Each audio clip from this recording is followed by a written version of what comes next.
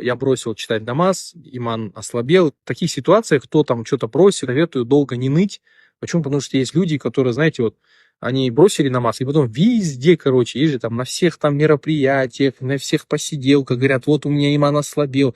Да никому нафиг это не нужно, есть же вот эта твоя информация, по идее. Ослабел, у всех слабеет. Иман — это такая вот именно вещь, которая постоянно в движении находится. Бывает она слабеет, бывает она повышается, поэтому надо на это сильно внимания не обращать.